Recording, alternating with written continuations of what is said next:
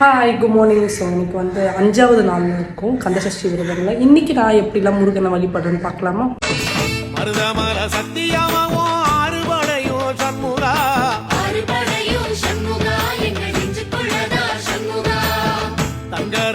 ஏறி வந்து நீ எட்டி பாறையா சண்முகா,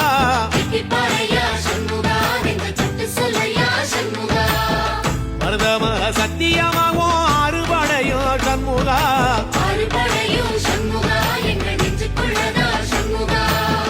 தங்கரதம் ஏறி வந்து நீ எட்டி பாறையா சண்முகா,